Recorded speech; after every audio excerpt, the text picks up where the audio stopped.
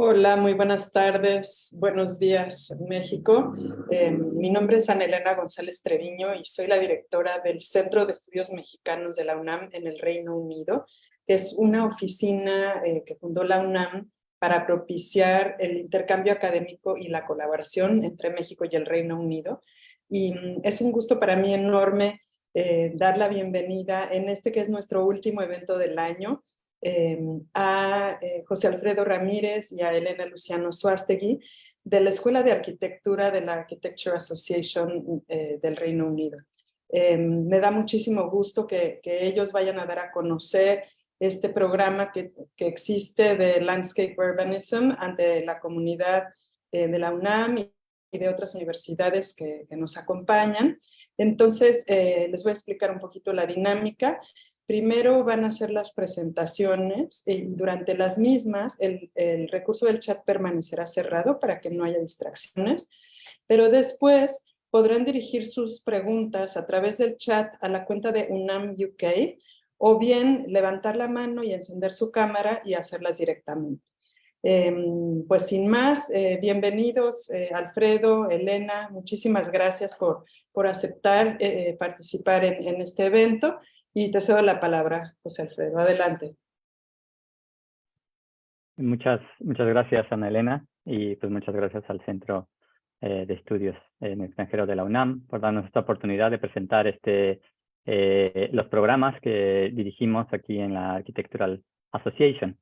Como les comentaba Ana Elena, primeramente voy a explicar un poco de qué van estos programas, porque creemos que son relevantes, sobre todo en el contexto de México y de Latinoamérica. Explicaré un poco, hay un par de programas que están disponibles para aquellos que estén interesados, los conceptos, las ideas en los que nos basamos, y Elena Luciano, que es graduada de la UNAM, de la Escuela de Ciencias, de la Facultad de Ciencias de la Tierra, nos presentará un proyecto específico para que todos ustedes vean la manera en la que aplicamos esos conceptos y esas ideas. No sé si quieres agregar algo más, Elena.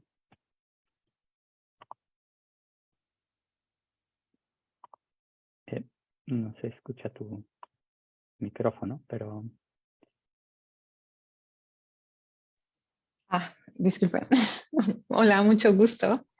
Bueno, es un placer para mí tener esta interacción, porque sí, como exalumna de la UNAM y ahora de Landscape Urbanism, pues es para mí muy importante compartir estos saberes, estas experiencias y buscar de maneras en las que otros miembros de la comunidad puedan sumarse a este esfuerzo que requiere de la diversidad y de todas estas posibles vertientes que la UNAM ofrece ante estos proyectos.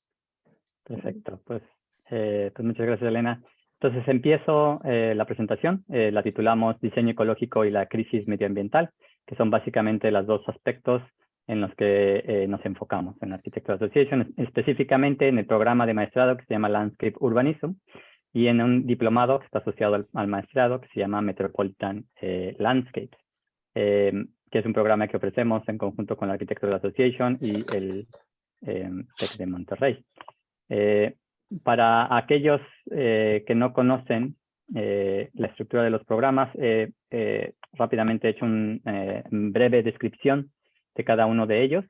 Del lado izquierdo se puede ver el programa de Landscape Urbanism, su duración. El de Landscape Urbanism es un programa de maestrado que dura 12 meses si tienes el título de Master in Science y 16 meses si buscas el título de Master in Architecture. Ofrece 180 créditos y el formato es presencial en Londres.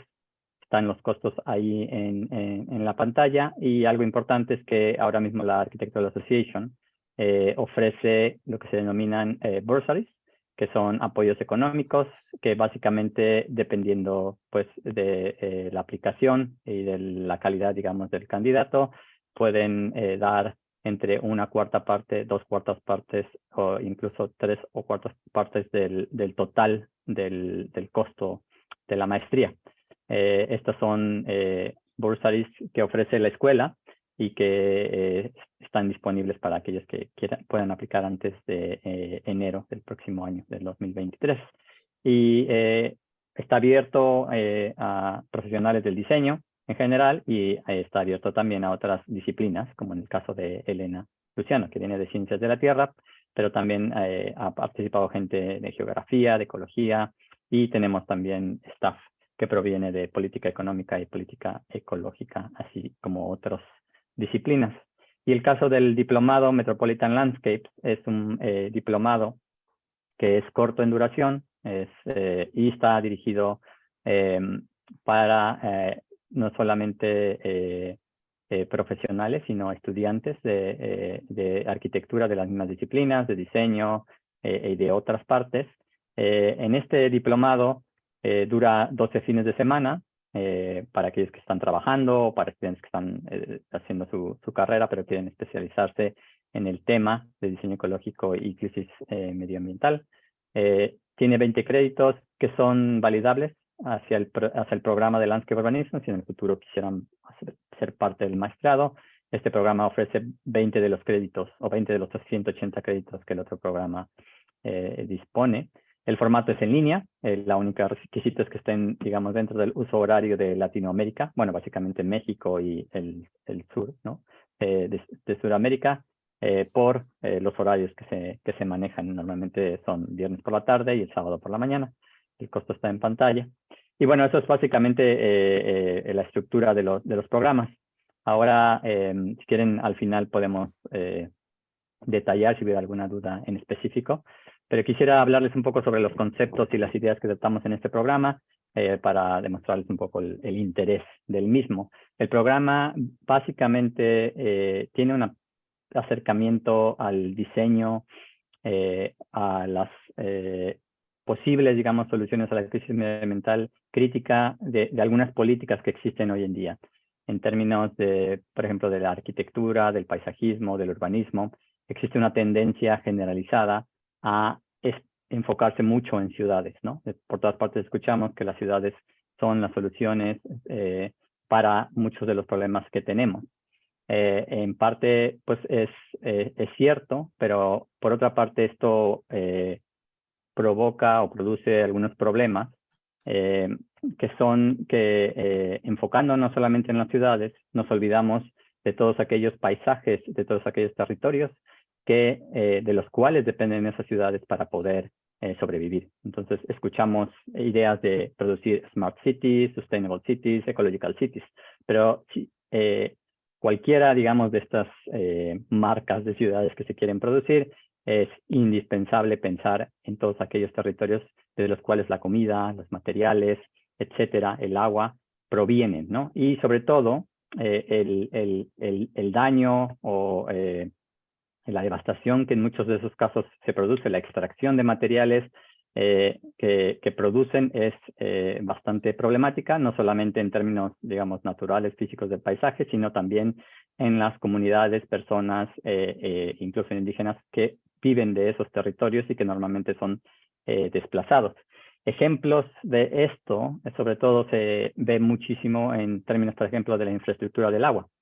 El agua es uno de los recursos naturales más explotados, obviamente por las ciudades. Entonces, para ello es crucial, ¿no?, traer agua a esas ciudades, pero esto ha provocado pues la construcción de enormes infraestructuras. Por ejemplo, se puede ver en la imagen, en la parte superior izquierda, la presa de Three Gorges en China, que da agua a varias ciudades, pero que está a cientos de kilómetros de esas ciudades. Y que provoca pues una inundación de impactos muy grandes en esa zona. O tenemos, por ejemplo, el Gran Drenaje Profundo en la Ciudad de México, que básicamente se deshace de todas las aguas negras de la ciudad y las tira al Golfo de México, y a su paso pues inunda en muchas partes, contamina en muchas partes, etcétera. Lo mismo sucede con otras infraestructuras que lo que básicamente hacen es eficientizan, digamos, el movimiento o la traslación de ese recurso natural a través de la canalización de ríos. Por ejemplo, es el caso del río de Los Ángeles que se ve en la parte izquierda de la imagen.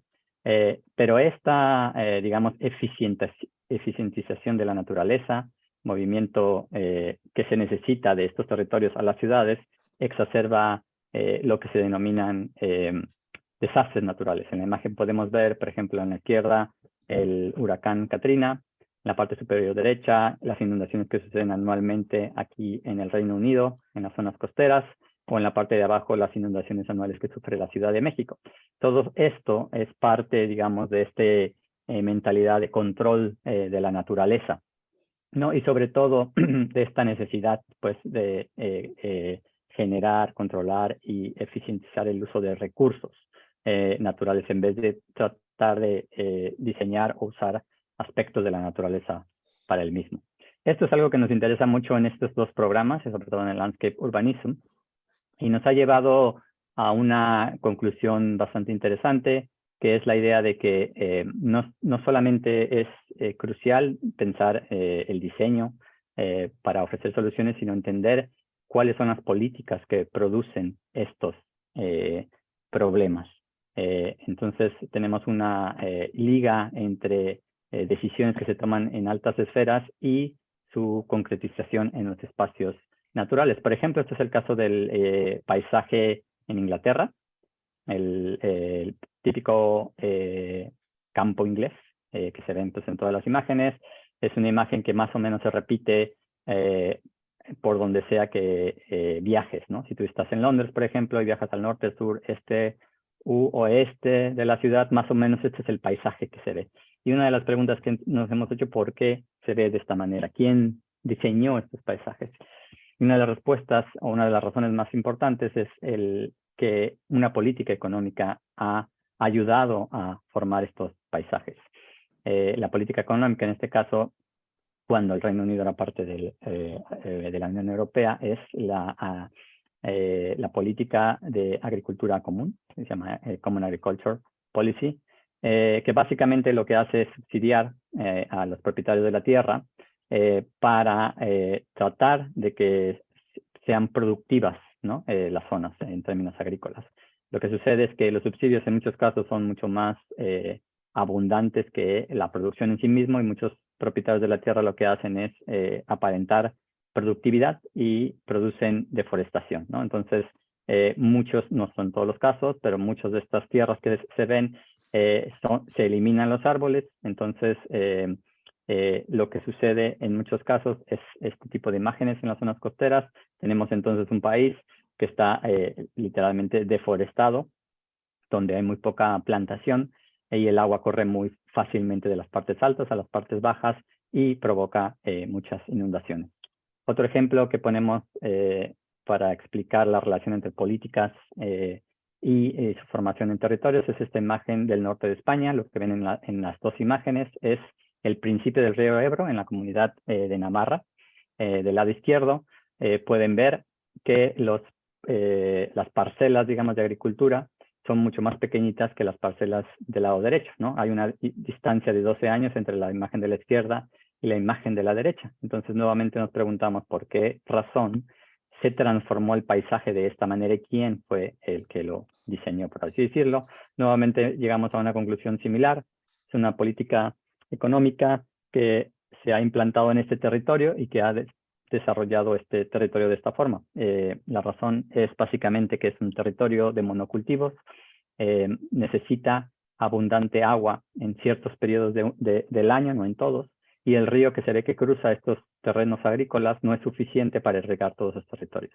Entonces, lo que se ha decidido es traer más agua de los Pirineos, construir un canal, pero solo aquellos que tienen plots o parcelas mayores a 5 hectáreas son aquellos a los que pueden acceder a esta clase de infraestructura, porque según esta política, pues son los únicos que pueden producir la necesaria cantidad para poder acceder a esta infraestructura, y esto es lo que está transformando las parcelas de pequeñitas a más grandes y eliminando a propietarios de la tierra que tienen menos. Algo similar sucede en estas imágenes que parecen un poco más, digamos, naturales. Este es el delta del río Nilo. Tenemos una imagen de la izquierda que es aproximadamente hace 30 años. La de la izquierda fue tomada, la de la derecha fue tomada hace aproximadamente unos 5 años. Es básicamente el lago Mansala. que está desapareciendo porque hay procesos de sedimentación que están rellenando ese lago. Nuevamente, una de las razones principales por la que se ha producido esto es que se han construido muchas presas a lo largo del río Nilo. Las presas, como muchos de ustedes sabrán, pues no solamente almacenan agua, sino que también detienen el movimiento de sedimentos. Los sedimentos no llegan al delta. Por aquí pueden ver su erosión que está sucediendo. Y esos sedimentos en muchos casos son desviados, ¿no?, por los canales que se distribuyen para irrigar las tierras agrícolas de la zona del delta.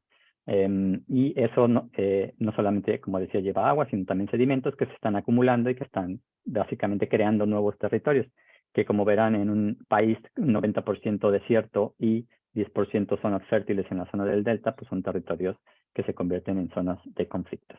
Entonces tenemos esta conjunción entre políticas que básicamente están diseñando esos terrenos, están dándoles forma, están generando problemas, y hemos de alguna manera generalizado esta conclusión, ya que realmente el sistema político-económico en el que vivimos se basa en la aplicación de un número de políticas como las que expliqué, y que han generado o que están generando pues muchas de las crisis que estamos viviendo hoy en día. Esta imagen es simbólica, digamos, o representativa de la conjunción de todas las crisis en una sola imagen. Es una imagen del estado de Oregon, en la que ustedes pueden ver por lo menos 3 crisis que podrían ser pues la misma multicrisis. Una es la crisis social, los inmigrantes mexicanos que son forzados a migrar a Estados Unidos en condiciones ilegales, trabajando en un monocultivo, en este caso de pepino.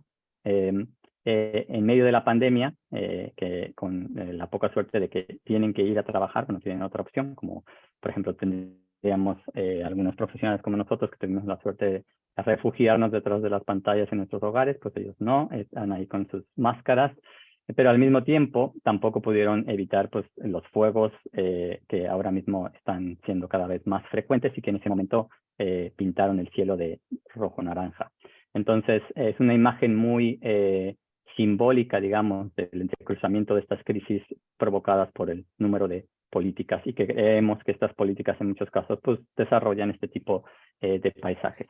Claramente estas imágenes que ustedes seguramente han visto en muchas partes, en las noticias, pues están multiplicando, ¿no? Cada vez hay más inundaciones, incendios, pues, y que provocan migraciones, transformaciones en nuestros entornos físicos. En el programa, pues claramente utilizamos mucha de la información científica, sobre todo, bueno, los reportes del IPCC, ¿no?, de este gobierno, cuerpo Organización de las Naciones Unidas, y los últimos reportes con respecto al estado de la ciencia en términos del cambio climático, aspectos de impactos, adaptación y vulnerabilidad, y cuestiones de mitigación. También estamos conscientes, digamos, de las responsabilidades que a nivel mundial se deben de tener, sobre todo, por ejemplo, en el caso del cambio climático, de las emisiones globales de carbono, que los países del Global North, que serían Estados Unidos, Europa, etcétera, etcétera, son responsables del 92% de esas emisiones. Esto es históricamente, no solamente lo que se emite hoy en día.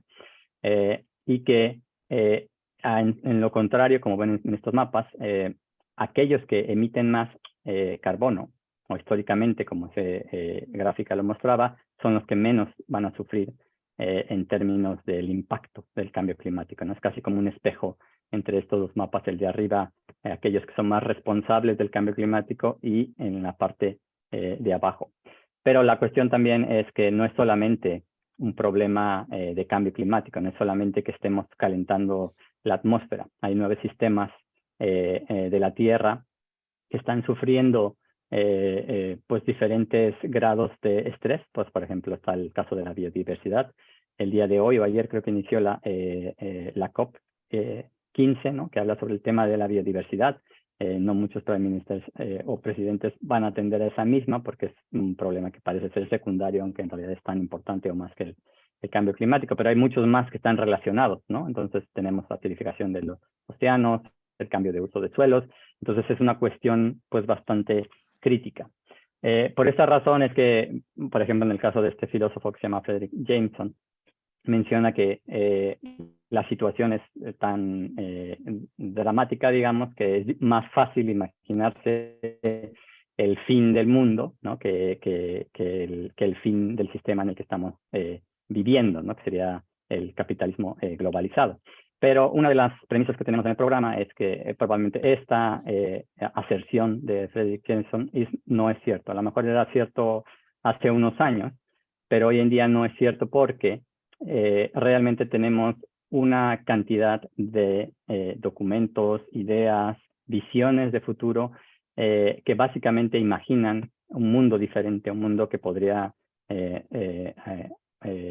consolidarse o hacerse posible a través de un número de políticas que son implementables y que lo demuestran pues la cantidad de publicaciones o de cartas o de documentos como los que están en pantalla, que básicamente sí se pueden imaginar un futuro más allá, digamos, del sistema en el que vivimos hoy en día. Entonces está, por ejemplo, el caso del el Green New Deal, ¿no? Que es básicamente este movimiento para decarbonizar la economía a través de principios justos socialmente. Está el Red Deal, que es un movimiento de los grupos indígenas, sobre todo de Estados Unidos, ¿no? Que piden el acceso a las tierras donde estaban y sobre todo pues también poder desarrollar sus usos y costumbres de manera como las venían haciendo. Está también el movimiento de Grow, ¿no? Que es básicamente tener conversaciones a través de qué industrias son las que deben de crecer, qué industrias son las que deben de crecer o desaparecer. Hay movimientos, por ejemplo, está lo que se llama People's Agreement of Cochabamba, ¿no? Que es un grupo de países del Global South que básicamente desarrollan una serie de políticas para transitar a un mundo en el que podamos ver solucionado todos estos problemas medioambientales. Y así como estos hay muchas ideas, muchos proyectos, muchas políticas que necesitan ser desarrollados, publicitados, investigados y en nuestro caso visualizados. Entonces en el programa de Máster de Landscape Urbanism y en el diplomado de Metropolitan Landscape utilizamos algunas de estas ideas en términos de políticas, sobre todo aquellas que vienen del Green New Deal. ¿Por qué? Porque existen precedentes, hay historia, digamos, en esta relación entre utilizar, imaginarse cómo ciertas políticas pueden transformar los espacios en los que vivimos, ¿no? Los paisajes en los que vivimos. El caso, el antecedente más exitoso es el llamado New Deal, que es básicamente un pacto entre la sociedad y el gobierno de Estados Unidos, que sucedió por ahí del siglo pasado, por los 30. Estados Unidos pasaba a través de una crisis socioeconómica muy fuerte, la Gran Depresión, y una crisis medioambiental. A través de una serie de políticas, pues se implementó una serie de soluciones y Estados Unidos en algunos aspectos pues, logró sobrepasar esa crisis. Pero lo que es importante para nosotros y desde el punto de vista de este programa es la manera en la que lo hicieron a través de la integración de muchas disciplinas y en nuestro caso pues de disciplinas de diseño. Entonces lo que ven en pantalla son muchos de los proyectos que se implementaron, los diseños y pósters que se usaron pues para comunicar a la gente este tipo de políticas. Entonces hubo una relación entre el diseño, la implementación de políticas económicas que fue exitosa y que creemos hoy en día eso es posible. Por eso es que el programa tiene una relación, digamos, ecología de diferentes organizaciones, de diferentes profesionales con los que trabajamos. Por ejemplo, tenemos el caso de la New Economics Foundation, que nos apoyó, por ejemplo, en el proyecto que Elena les va a mostrar en unos minutos. Tenemos el caso del British Geological Survey, que es un instituto de geología que nos ayuda a desarrollar modelos numéricos para hacer simulaciones hacia el futuro con hechos con datos tomados pues, con métodos científicos. Tenemos también algunas organizaciones, think tanks como Autonomy, CLES y Commonwealth, que desarrollan políticas como las que ven ahora mismo en pantalla. Entonces, lo que voy a hacer ahora mismo es describirles algunos ejemplos de políticas que creemos son políticas que se pueden implementar o que se podrían implementar y tendrían muchísimo impacto, ¿no? Para poder solucionar aspectos de la crisis medioambiental que les he descrito. Por ejemplo, está la idea de renaturalización. Le hemos llamado aquí Designing Nature's Matrix.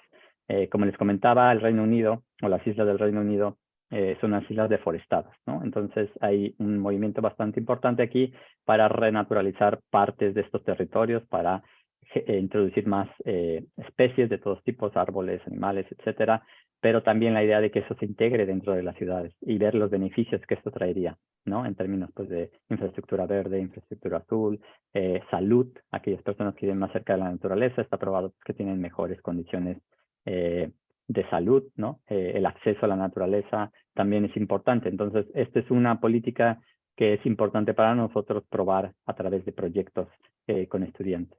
Otra política que también tiene bastante empuje hoy en día es la idea de renovar los edificios existentes, ¿no? En vez de tratar de construir nuevos, ya que la industria de la construcción es una de las que causa más emisiones de carbono, es aproximadamente 30 y 40% de las emisiones que se producen vienen de la industria de la construcción. Lo que se dice en esta política es decir, ¿qué sucedería si en vez de construir nuevos edificios solamente utilizamos aquellos que ya existen y hacemos que funcionen de manera que puedan ahorrar energía? Entonces se aíslan de todos los edificios adecuadamente con nuevas tecnologías o que incluso puedan generar su propia energía. También está la idea de deconstrucción, que es diferente de demolición, ¿no? En vez de demoler, de deshacerte de un edificio, lo que haces, si el edificio ya no fuera de uso, lo que haces es reusar los materiales, deshacerlo poco a poco, catalogar los materiales y reusarlo en nuevas construcciones. También existe, por ejemplo, la idea de una introducción de una semana más corta de trabajo. Esto es algo más o menos posible, por lo menos aquí en Inglaterra. El hecho de trabajar menos y dedicar más tiempo al entretenimiento. Esto reduciría, está probado, digamos, por algunos think tanks, por ejemplo, el caso de Autonomy, en el que si las ciudades se diseñaran no necesariamente solo para trabajar o para llevarte al trabajo, sino para entretenimiento, conocer amigos, tener más tiempo con tu familia, pues se emitiría menos carbono, pero también existiría una población pues con menos estrés, menos problemas de salud, pero aparte a nosotros nos interesa qué tipo de ciudades o espacios se generarían. Habría más parques, habría más cafés, habría más gyms, habría más bibliotecas, otro tipo de programas que no necesariamente implicaran oficinas o infraestructuras de transporte que llevaran a la población en grandes bloques de ida y vuelta de las ciudades. También está esta política que es la idea de eliminar el uso o reducir, restringir al mínimo el uso del coche privado y darle sobre todo privilegio al transporte público, generar un transporte público de lujo y tratar de reutilizar esos espacios que hoy en día ocupan los coches privados en la ciudad. Esta política que se llama Just Transition es la que vamos a poner de ejemplo y que Elena les explicará con más detalle, pero básicamente es la idea de mover qué pasaría con la industria si se va a transformar en industria renovable, qué pasaría con la gente o los trabajadores que dependen de ella, ¿no? ¿Se quedarían sin trabajo o qué es lo que deberíamos de hacer? Hay otras políticas también que estamos desarrollando, bueno, trabajando. Por ejemplo, está la idea de food sovereignty, desarrollar otro tipo de producción alimentaria que no fuera dependiente de las corporaciones de agricultura que hoy en día dominan el mercado, sino que la población tuviera el control de lo que debería de comer y tomar las decisiones específicas al respecto. Hay más políticas que estamos trabajando con otros think tanks. Por ejemplo, está esta idea de Community World Building, que es la idea de desarrollar economías locales que rebalanceara la economía de hoy, que está básicamente basado en redes globales en las que los productos que consumimos pues básicamente vienen de otro país, se extraen de otro país, necesitan combustible para ser transportado distancias fenomenales pero ¿qué sucedería si ciertos servicios, ciertos productos, ciertas cosas fueran localmente producidos y qué impacto tendrían? O otras formas de desarrollar ciudades, ¿no? Es lo que se denomina Public-Common Partnership, cómo se pueden desarrollar asociaciones entre comunidades y entre autoridades locales que no necesariamente involucraran a un privado. Por lo menos en Londres esto es un gran problema porque los inversores privados y las autoridades locales se asocian y generan desarrollos a los cuales muy poca gente tiene acceso. Entonces, este es una, digamos, resumen del tipo de políticas a los que nos dedicamos y a los que necesitamos una variedad de, pues de disciplinas, ¿no? No solamente, digamos, los diseñadores, sino también pues, científicos y políticos y economistas, por ejemplo, o ecólogos que nos ayuden a desarrollar estos proyectos que son tan completos. Antes de darle la palabra a Elena, les voy a enseñar rápidamente algunas imágenes de las herramientas que desarrollamos en términos visuales. Por ejemplo, está este mapa dinámico de la Antártica que se desarrolló para un proyecto que describe la interrelación que tiene Londres con este continente. Y aquí pueden ver cómo el continente de Antártica crece y crece durante el año, así como las cantidades de fitoplancton que está disponible para las especies. Aquí, por ejemplo, este es un mapa que básicamente liga poblaciones costeras que dependen de zonas en donde hay acceso a pesca en diferentes niveles, ¿no? Entonces hace una relación interactiva para tratar de entender la explotación que existe en los mares alrededor del Reino Unido. Esta es una imagen que hace un track a través de GPS de diferentes barcos, que son los que extraen krill, que es un pequeño camaroncito que se extrae de la zona del Antártico, y cómo este krill básicamente suple a diferentes zonas del mundo alimentos, por ejemplo, para la producción de salmón en zonas como en Escocia o en Noruega.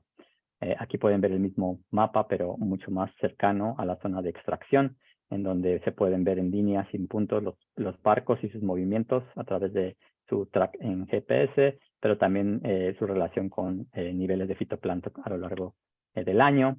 También podemos ver que se desarrollan en el programa modelos numéricos, esto en relación, por ejemplo, con el British Geological Survey, que nos ayudan a entender modelos del naturaleza, por ejemplo, los ríos, que no son simplemente cuestiones estáticas, sino que van transformándose, van moviendo no solamente agua, sino sedimentos a lo largo del tiempo.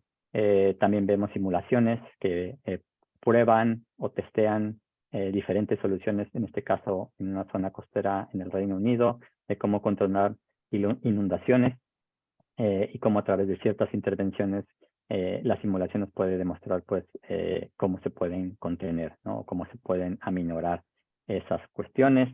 Estos mismos sistemas de simulación se aplican, por ejemplo, en zonas costeras. Aquí podemos ver diferentes tipos de configuraciones de cómo se pueden manipular procesos de sedimentación a través de la inserción de estructuras. Estos son simplemente experimentos como para ver la manera en la que procesos naturales se relacionan, ¿no? Con procesos de diseño.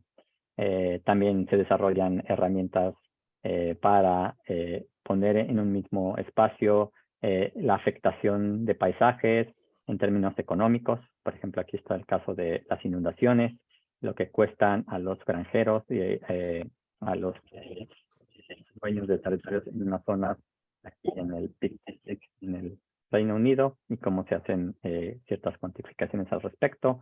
Otras simulaciones también nos ayudan a entender diferentes tipos de suelo, la manera en la que el agua se mueve en los territorios y la manera en la que intervenciones en el mismo tendrían afectaciones en ese mismo movimiento de agua.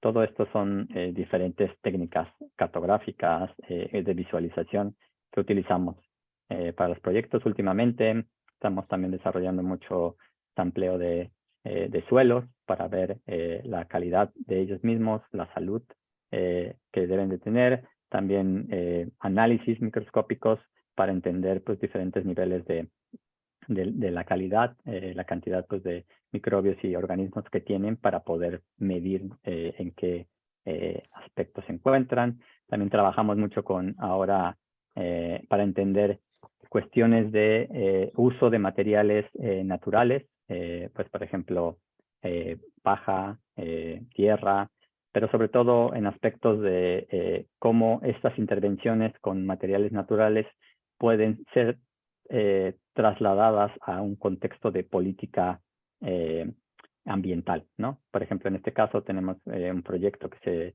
logró hacer en Oaxaca, en el que recolectamos una serie de proyectos o de intervenciones con ecotecnologías, como pueden ver en la parte derecha, y se desarrolló un mapa en Oaxaca donde puedes ver qué sucedería si todas estas ecotecnologías, sobre todo pues, para recolección de agua o distribución de agua en la zona, se aplicaran como una política ambiental y qué impactos tendría a la escala metropolitana. Algo parecido hemos hecho también en la Ciudad de México, una herramienta que mide niveles de vulnerabilidad con respecto al acceso del agua y qué sucedería si se aplicaran ecotecnologías, pues por ejemplo el caso de humedales locales que se pueden instalar a niveles de edificios y cómo esto ayudaría a reducir la vulnerabilidad de la Ciudad de México.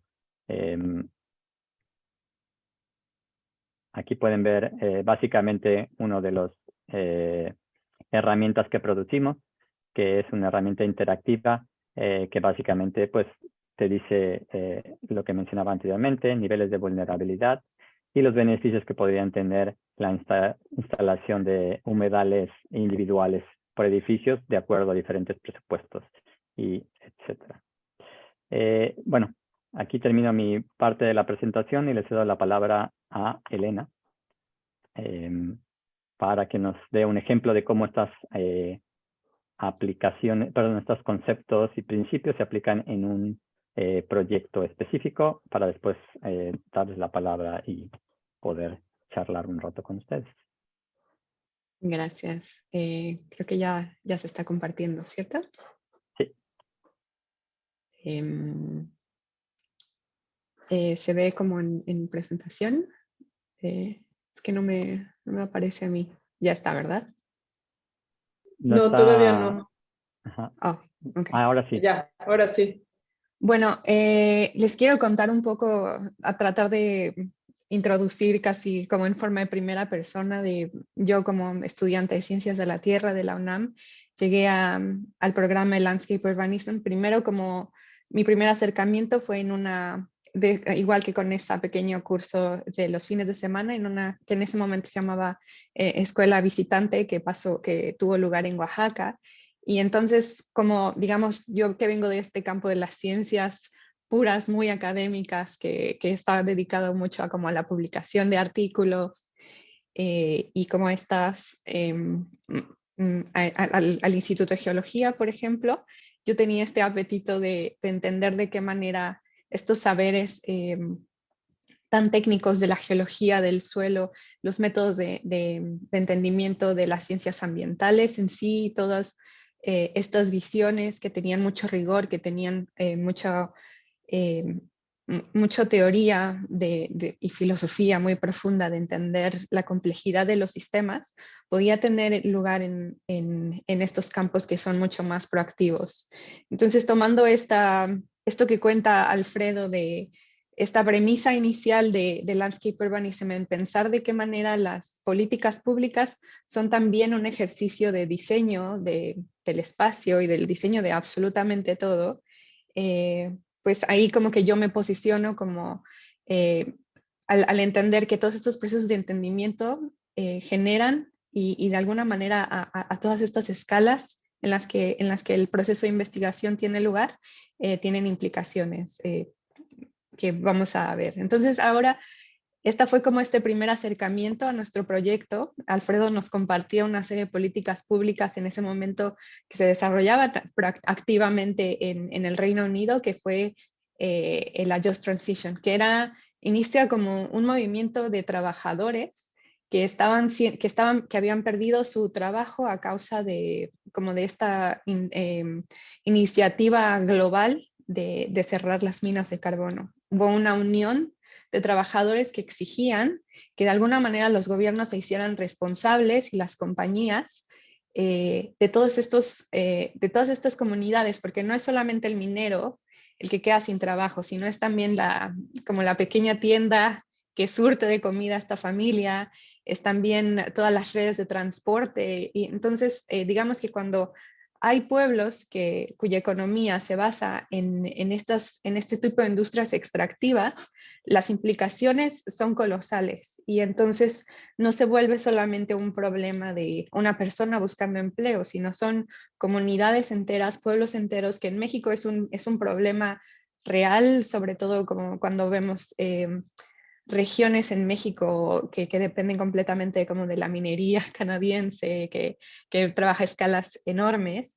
Y entonces nosotros no solamente tratamos de situar este problema a nivel del Reino Unido, sino de qué manera hay como operaciones que funcionan de manera global, ¿no? Este primer motivo, por ejemplo, en el que en México vemos que hay mineras canadienses que son las que están en los territorios de México y que luego de alguna manera es un poco como no muy claro de quién es el responsable y de qué manera se puede manejar esto, nos permitió posicionarnos en ver que las políticas públicas, además de que trabajan a nivel de país, que es una escala enorme, trabajan también a nivel global.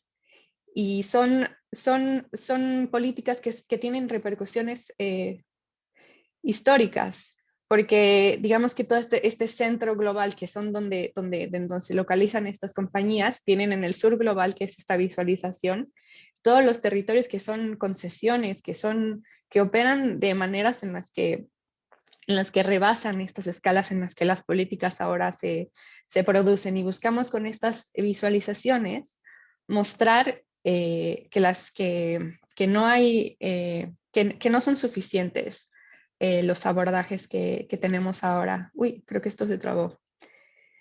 Entonces, digamos que de esta manera nosotros, estos ejercicios cartográficos, empezaron como que se congeló. A ver, voy a compartir de nuevo. Eh,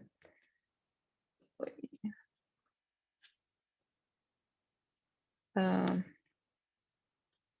bueno, empezamos a hacer todas estas cartografías en las que empezamos también procesos históricos, que es algo que también, digamos que como ex estudiante de la UNAM, es un trabajo que es indiscutible, que al menos en la parte de las ciencias ambientales, de las ciencias sociales, todos los procesos contemporáneos tienen una trascendencia en el tiempo y que tienen esta profundidad. Entonces empezamos a mapear como los trabajos que se van a perder en el futuro, cuando la industria del petróleo cierre, responde también a que se perdieron muchos trabajos dentro de la industria del carbón. Empezamos a mapear, vimos la escala de cuántos eran las personas, las poblaciones, toda la infraestructura que se perdió y cómo esto de alguna manera nos presenta una escala de trabajo en el que las políticas contemporáneas responden a cómo ahora vemos, ¿no? Y también empezamos a ver, bueno, y cuáles son en el futuro los terrenos que estarán en disputas, que algunos de ellos se moverán hacia los océanos, algunos de ellos ocuparán territorios en tierra, pero estos ejercicios como de especulación nos permitían ver cómo hay mecanismos que se mantienen en el tiempo y que estos ejercicios nos permiten ver estas dinámicas. Este tipo de visualizaciones también, bueno, yo como científica hacía trabajo más cercano a los datos, a estas texturas, y mis colegas que eran un arquitecto y una diseñadora del paisaje, arquitecta del paisaje, tenían pues la sensibilidad para trabajar todos estos y en el momento en el que ellos digamos, nosotros teníamos todos estos pláticas acerca de cómo entendemos la parte teórica, los datos, al mismo tiempo en el que desarrollamos estos mapas, teníamos seminarios teóricos donde hablamos de poder, donde hablamos de agencia, donde hablamos de qué manera las imágenes te permiten visualizar, entender e incluso invisibilizar problemas, ¿no? El poder de las imágenes es algo que es sumamente relevante cuando desarrollamos nuestro trabajo, y entonces este trabajo de imágenes nos permitió trabajar, nos permitió ver con otros ojos los videos, las películas,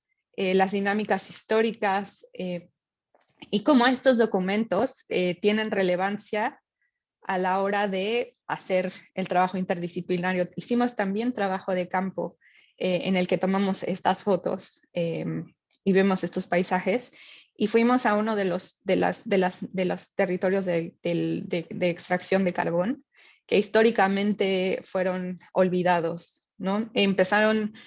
Fueron, digamos, estos pueblos proveyeron del carbón con la mayor pureza que se podía producir en el Reino Unido, que es en el sur de Gales.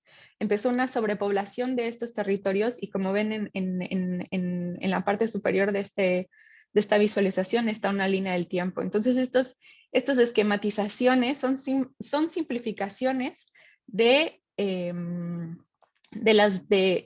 qué momento abrió una mina y en qué momento cerró otra. Entonces, al ir al detalle de la historiografía de estos empleos, poniéndolo en contraste histórico y gráfico con momentos en la historia como la Primera Guerra Mundial, las huelgas en el periodo de Margaret Thatcher, todo el dinero de la Unión Europea tratando como de alguna manera hacer ahí algunos efectos bastante, digamos, pues poco relevantes o poco significativos de políticas públicas, se genera una imagen que en el momento vimos que son como las comunidades más marginales dentro del Reino Unido, cuando en algún momento proveyeron de tanta abundancia económica a la región. Y fuimos aún más profundo al entender, digamos, todas las políticas locales existentes del momento, y estos planes regionales de ordenamiento territorial en los que organizamos y viendo estos documentos muy específicos, de qué manera al nosotros espacializar algo que es tan técnico y tan específico de alguien que entiende políticas públicas o de un economista, podemos ver en una sola imagen, por ejemplo, este es el territorio en el que estábamos trabajando, y vemos cómo estos círculos nos dicen qué tanto dinero se destinan a proyectos de empleo, de desarrollo inmobiliario, y cómo el sur tiene mucha más inversión que el norte, y eso es porque el sur de alguna manera se volvieron estos suburbios de la ciudad de Cardiff, que es la capital de Gales y que de alguna manera tienen actividades económicas portuarias, que no responden en absoluto al pasado de la región. Y entonces después mapeamos como todos estos trabajos que tienen que ver con políticas ambientales, e hicimos estas mismas escalas en cuanto a espacio, territorio, y vimos que hay como discrepancias. Y dentro del marco de como de los medios y la documentación que revisamos, comparamos estos datos tan rígidos con noticias.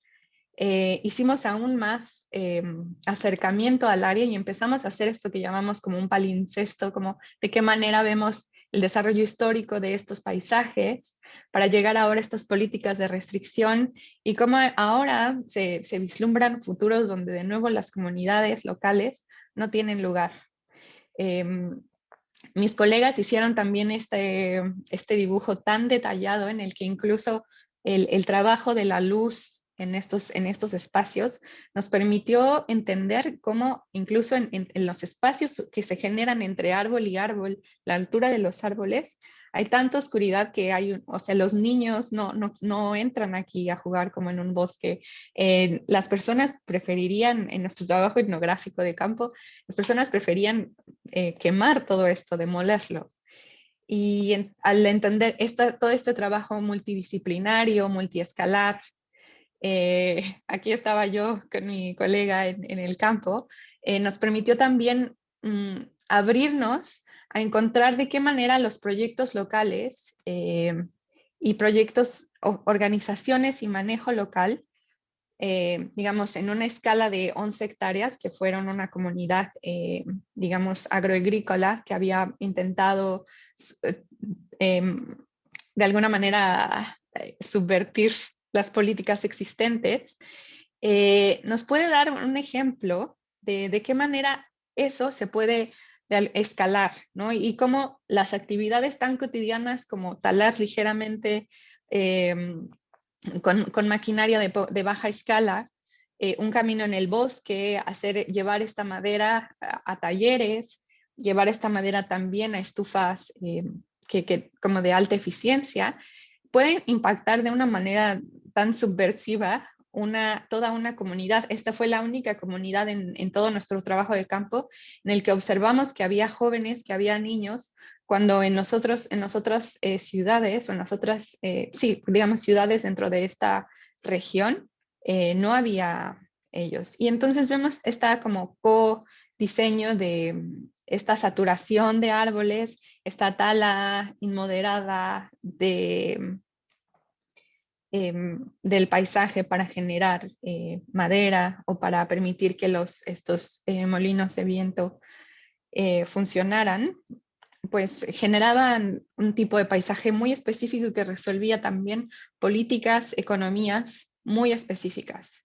Y es por eso que aquí es donde empieza, digamos, este proceso de diseño en el que el diseñador no es solamente este diseñador o este agente que toma una decisión de cómo algo funciona, sino que fuimos un grupo que a la par de nuestros tutores, a la par de estas comunidades, a la par de discusiones que tuvimos de cómo digerimos todo este trabajo de investigación, fuimos organizando digamos, el trabajo de campo de tal manera en la que nosotros pudiéramos hacer estos mapeos y estas esquematizaciones de cómo el proceso de diseño es también un proceso de trabajo manual, de permacultura, de conservación de suelos, y que son, digamos, las personas que viven en la comunidad los diseñadores activos de esto, y que estas repercusiones tienen también lugar a escalas del suelo, donde ahí, digamos, que viene también esta agenda verde, en el que cuando pensamos de qué maneras capturamos el carbono de la atmósfera, no es solamente algo que pasa en el árbol, sino es algo que también se almacena en estos los llamados sumideros de carbono, y que entonces el proceso de diseño tiene repercusiones a estas escalas.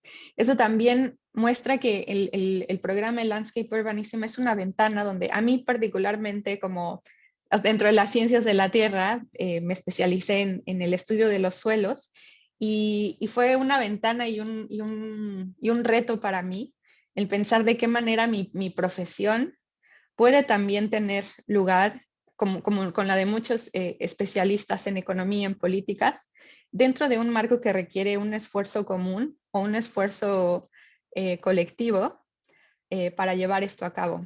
Y este es otro de nuestros digamos, resultados de diseño. Al colectar estas memorias, estas experiencias, estos saberes de las personas que manejan el bosque, nosotros generamos estos materiales que están hechos para ser compartidos, que están en línea, que están disponibles y que dan, digamos que mediante un lenguaje asequible, pero a la vez un lenguaje arquitectónico, permiten diseñar el tipo de manual. Y fuimos un poco más allá dentro de los métodos y fuimos a... incluso a nivel hicimos un modelo de negocios como una estrategia de diseño al pensar de qué manera podemos organizar estos bosques y pensar cómo manejar, por ejemplo, subsidios gubernamentales, cómo manejar el trabajo remunerado, porque claro que o sea, todo el trabajo que lleva lugar a esto, forma parte de un proceso como colectivo de hacer paisaje. Entonces hicimos evoluciones en el tiempo, progresiones, y más que nosotros producir una imagen estática de cuál sería el modelo final, lo que nosotros presentamos son herramientas y modos de visualización, escenarios en el que las pautas de diseño son también pautas de manejo de otras ciencias que tienen condiciones mucho más realistas, que tienen condiciones de limitaciones, porque muchas veces estos trabajos, cuando se escalan o cuando tienen un lugar práctico en una escala donde se involucran gobiernos, se involucran organizaciones colectivas. Digamos que las mayores limitaciones son limitaciones técnicas, son limitaciones de presupuesto, son limitaciones de organización. Entonces, estos métodos nos permiten que el diseño y que digamos, los proyectos finales son al menos una visualización. Este lo llamamos un manifiesto cartográfico, porque pone de manera conjunta cuáles son las herramientas, los modelos, digamos que nuestros mínimos elementos que necesitamos para que este tipo de manejo, por ejemplo, de 11 hectáreas de bosque pueda repetirse o replicarse a escala de todos los bosques públicos que tienen condiciones similares a estas, ¿no? Entonces, al poner esta textura, la maquinaria que se requiere, el tipo de organizaciones, al final estos dibujos regresan de nuevo a estas comunidades con las que cohicimos este trabajo de investigación, y se vuelven herramientas en las que también los gobiernos, las organizaciones de caridad o las organizaciones que deciden de qué manera se manejan estos lugares, entienden cuáles son las implicaciones y las repercusiones de un manejo que tiene lugar a escalas locales. Y bueno, eso es todo por ahora. Y pues muchas gracias. Sí, muchas gracias, Elena, y pues muchas gracias a todos por escucharnos. Como que ahora pues podemos pasar a una sección de conversación, si hay dudas, preguntas, comentarios. Ana Elena. Sí, exacto. Los invitamos a expresar sus preguntas, ya sea en el chat dirigiéndolas a la cuenta de UNAM UK, por favor, o si desean hacer uso de la palabra, levantar la mano y encender su cámara, por favor. Y muchísimas felicidades a ambos. Estuvieron increíbles las presentaciones. Gracias. Gracias.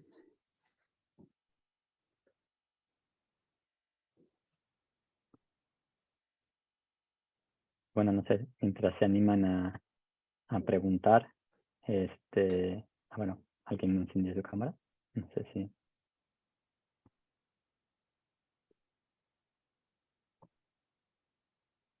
Así. Arturo, bienvenido, Arturo Alonso. Si gustas hacer tu pregunta. Adelante. Sí, gracias, muy buenos días. Pues excelentes exposiciones, la verdad se ve o sea, por un lado un gran trabajo de campo y por otro lado un excelso trabajo de visualización, que obviamente estas herramientas potencializan la transmisión del conocimiento, ¿no? Imagino que dentro de los grupos de trabajo, aparte de toda esta multidisciplinaridad, pues hay un componente tecnológico ahí importante jugando detrás para que esto sea posible, o sea, para poder sintetizar en pocos minutos pues una experiencia de campo, una experiencia de investigación bastante robusta, ¿sí? Y poder cristalizar las ideas de manera visible para el público no docto, pues en materia de este tipo de temas, ¿no? La verdad, felicidades, es muy buena la exposición. Y bueno, deja nada más comentar, digo, en mi caso yo soy ingeniero civil de formación, participé en proyectos de extracción minera, de transformación de vías terrestres en regiones aquí de occidente en el país.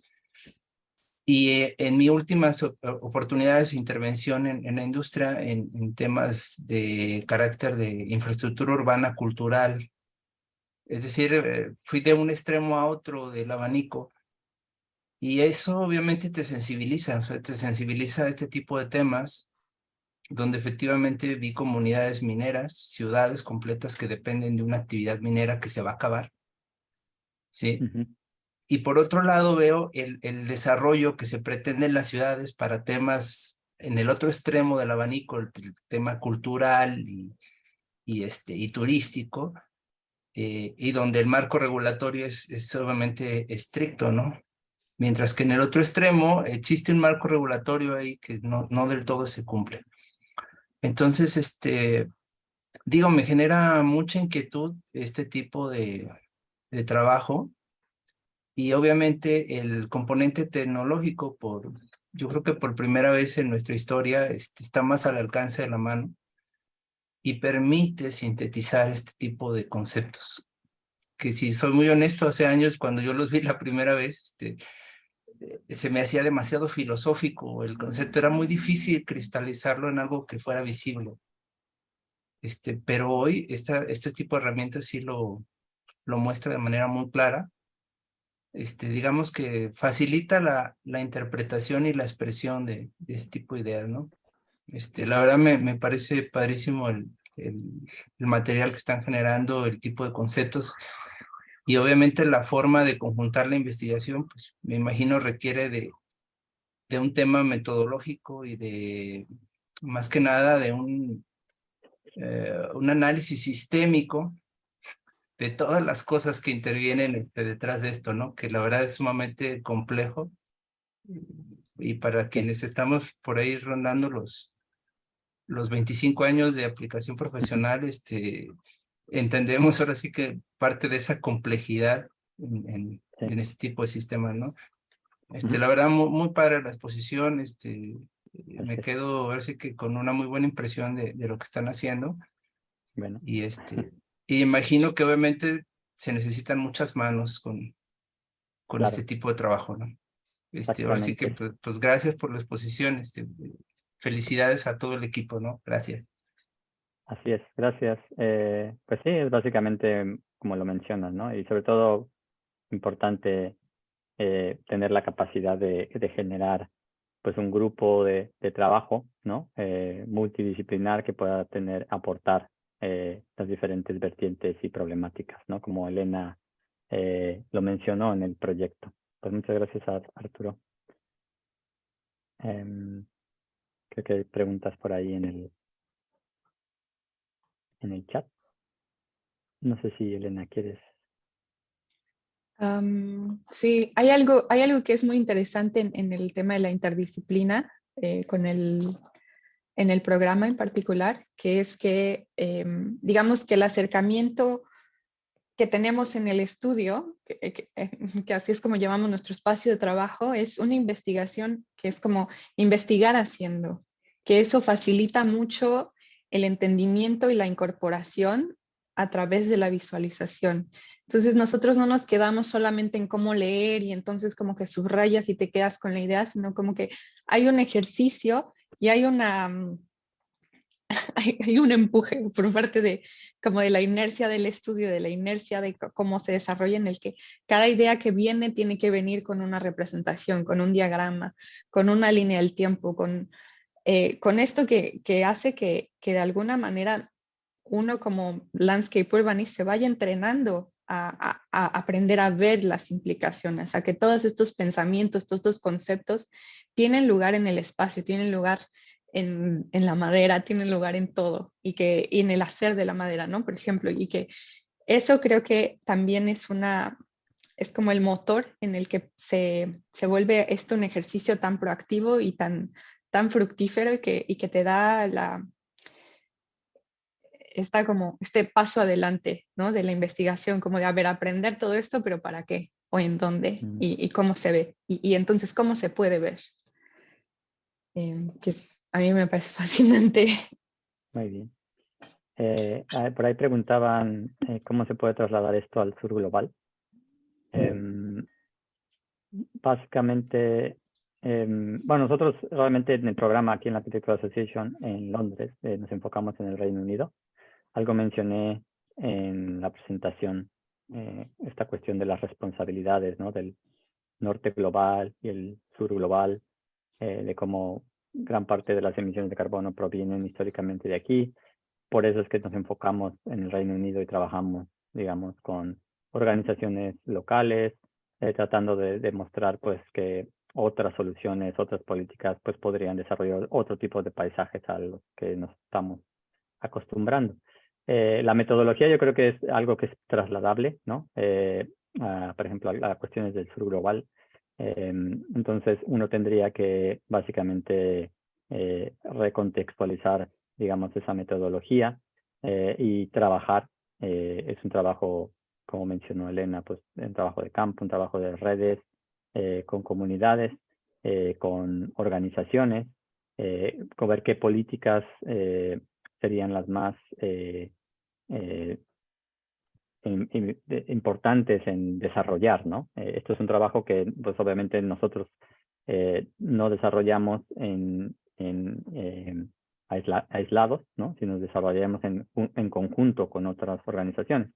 Hemos hecho algunos proyectos en Oaxaca y en la Ciudad de México, mencioné algunos ejemplos en los cuales pues asociaciones con universidades locales, con organizaciones locales y comunidades locales nos han permitido desarrollar visiones. Por ejemplo, en la ciudad de Oaxaca hemos trabajado con el Instituto de la Naturaleza y la Sociedad Oaxaqueña, con algunos grupos de la sociedad civil que están desarrollando ejemplos muy puntuales, y nosotros pues básicamente tomamos estos pequeños ejemplos, ¿no? y generamos una visión de qué sucedería si esos pequeños ejemplos se convierten en política.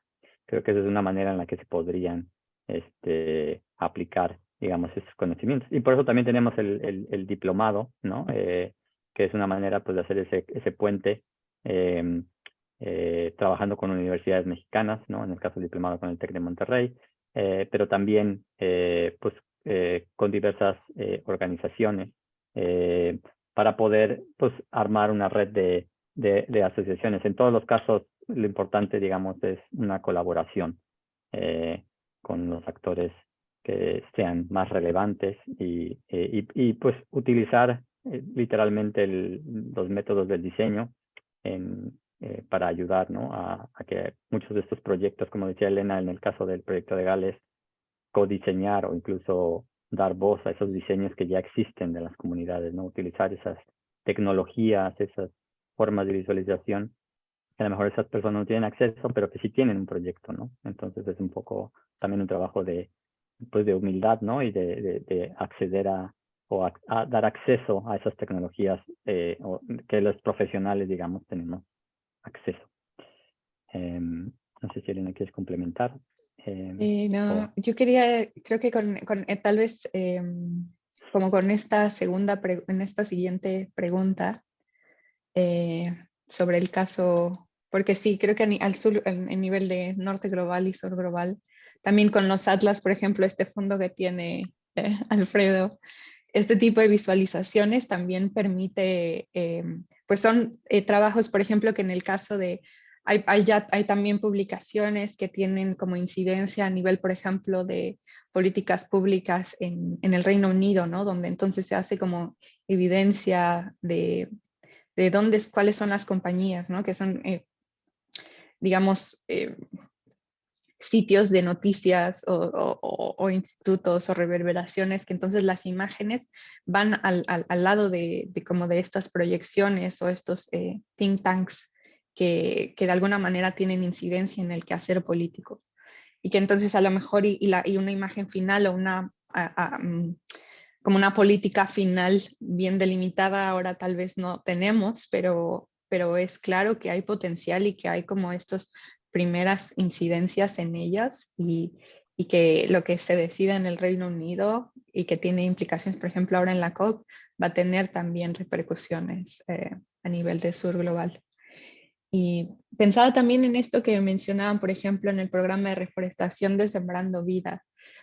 Por ejemplo, no estoy aún tan familiarizada como con todos los detalles, pero sé que hay, por ejemplo, programas de aforestación en México en el que hay como panfletos, hay noticias de compañías que, digamos, plantan N número de árboles, pero nunca se discute esto que mencionábamos en la visualización anterior, ¿no? ¿Cuáles son los árboles? ¿Cuál es la distancia entre ellos? ¿Quién los va a manejar? ¿Qué va a pasar en 5 años? ¿Están adecuados a estos suelos o no? Ha habido problemas en el que a veces hacen programas de aforestación y quienes lo hacen ni siquiera les quitan la bolsita a los árboles y entonces hay plantíos enormes de de árboles muertos. Y entonces estos, o sea, como profesional dentro del landscape urbanism hay mucho potencial en trabajar a la par de, por ejemplo, las regulaciones de cómo funcionan estos programas de aforestación, reforestación, y que hay una necesidad real de que estas visualizaciones, de que estos especialistas, esta mirada que da el landscape urbanism, pueda realizarse con estos panfletarios, para que si hay, por ejemplo, que hay impuestos de por medio que se condonan a las empresas que hacen esto, que entonces también haya instrumentos de regulación del gobierno que incluyan estas monitoreos y que tengan un proceso cartográfico, un proceso de campo y un proceso pues de estos, como estos ejemplos que mostramos. Sí. Una de las últimas preguntas, no sé cuánto tiempo más tenemos, pero era, alguien preguntaba si estos proyectos tienen incidencias en las políticas públicas. Me lo preguntaba Guadalupe Ramos. Sí. Esa es nuestra intención. Básicamente, todos estos proyectos como el que presentó Elena y otros más que estamos desarrollando con estudiantes siempre están en relación con, por ejemplo, en el caso del Reino Unido, con think tanks, ¿no? Los think tanks son básicamente organizaciones que desarrollan políticas públicas y que normalmente pues su trabajo es intentar, son básicamente outsourcing, digamos, el desarrollo de políticas públicas de partidos políticos existentes aquí en el Reino Unido. Entonces, estos think tanks lo que hacen es tratar pues, de convencer a ciertas autoridades locales, gentes con cierto poder de decisión para que se implementen. Entonces, nuestro trabajo pues va por un lado de selección de qué políticas son aquellas que las que creemos son importantes empujar, con qué organizaciones trabajar y ayudar a que esas políticas pues se implementen, ¿no? Entonces es un poco también generar esta liga con autoridades locales. En muchos casos hemos desarrollado también dentro de algún laboratorio de investigación que tenemos en la Architectural Association, desarrollar imágenes, visualizaciones, cartografías que están ahora mismo pues ayudando a implementar algunas de estas ideas a nivel local en el Reino Unido. Entonces, en todos los casos, el programa tiene ese interés, ¿no? Que realmente haya una conexión directa en la cual las ideas del programa puedan incidir en esa implementación de esas políticas. Es un trabajo obviamente que no depende exclusivamente de nosotros, ¿no? Si nuevamente pues un trabajo de redes que esperamos que obviamente pues tenga éxito, ¿no? Pero depende un poco del interés que tenga la gente en formarse en esos aspectos, de las capacidades que tengamos para desarrollar estos proyectos y las conexiones que tengamos con esas organizaciones. Y también como ejercicio pedagógico, el programa incluye, digamos, estos acercamientos reales con estas personas que trabajan dentro del think tank. Entonces, el ejercicio de desarrollar las visualizaciones van a la par de las conversaciones que se tienen con las personas que inciden en estos espacios, ¿no? También como hay incluso retroalimentación, una vez que hay investigación, hay visualización, ellos inciden y te dicen como de qué manera esto se puede empujar a que tenga una vía más práctica, y digamos que esto también como un profesional dentro del landscape urbanism te da herramientas para que tengan incidencia en la vía práctica y en el momento en el que saliendo de esto haya maneras o saber cómo usar todo este trabajo tan técnico, tan práctico, con tomadores de decisiones que, claro, si el estudiante pues viene de otros contextos políticos, pues lo sepa manejar, ¿no? Dentro de ello, y este entrenamiento y sirve mucho y da mucha, pues sí, o sea, tiene mucho potencial, ¿no? Yo creo que para que cada uno, una vez graduado, desarrolle dentro de sus prácticas todas las herramientas que el programa da. Perfecto. Pues creo que hasta ahí están las preguntas. No sé, Ana Elena, Sí. si quieres No, muchísimas comentar. gracias. También quiero hacer hincapié en lo que se acaba de publicar también gracias a María Elda, que esta presentación constituye también una invitación, ¿no? Que ustedes puedan estudiar el programa que se ofrece y aprovechar que el director de este programa es José Alfredo Ramírez, que nos ha hecho la presentación, que es un mexicano que ya vive desde hace bastante en Londres, conoce muy bien el sistema y pues que es una gran oportunidad para que los mexicanos puedan buscar estas oportunidades, ¿no? A través de programas de posgrado, en particular de maestría, y para fortalecer los vínculos entre las distintas universidades, ¿no? Eso me parece muy importante. Nos da mucha alegría también que hayan tenido el interés de acompañarnos, ya sea aquí dentro de la sala Zoom o dentro de las redes sociales, y que pueda despertarse el interés, ¿no? Porque aquí lo importante es que todos estemos cada vez más conscientes, sea cual sea nuestra disciplina, ¿no? De las problemáticas que enfrentamos y de que solamente unidos se pueden resolver. Y una cosa más que quería mencionar para aquellos que estaban interesados, en mi caso yo llegué al programa con financiamiento en su momento de FIDER, y que hay también colegas que llegaron con financiamientos de CEMEX, que entonces hay también instrumentos y hay vías de encontrar dentro de México para de alguna manera ayudarlos a acceder a esta escuela con estas aplicaciones. Digo, son ejemplos, digamos, exitosos que a veces es bueno tener como precedente, porque a veces en las listas la EIA, como es una escuela que es muy famosa, pero dentro del área de la arquitectura, a veces no figura dentro de los rankings que otras universidades están porque tienen otras disciplinas. Pero digamos que la EIA es dentro de estos rankings locales, una universidad que es relevante para su campo y que ha otorgado, que ha dado estos financiamientos para estudiantes, exalumnos del programa de Landscape Urbanism, y que vale la pena explorar pues si es su deseo de unirse al programa. Muy bien. Pues muchísimas gracias a los presentadores. Les damos un aplauso, por supuesto. Gracias a todos los que nos acompañan. En el chat pueden encontrar los correos electrónicos para contactar a nuestros presentadores. Les aplaudimos mucho y nos despedimos. Muy felices fiestas. Que sea una temporada para recargar pilas para todos. Y de parte de UNAM Reino Unido, nos vemos el año entrante. Invitamos a todos los que no sabían acerca de la existencia de la sede a seguirnos en las redes sociales como UNAM UK. Tenemos toda clase de eventos y nos pueden también ustedes proponer eventos. Estamos para servirles. Hasta luego.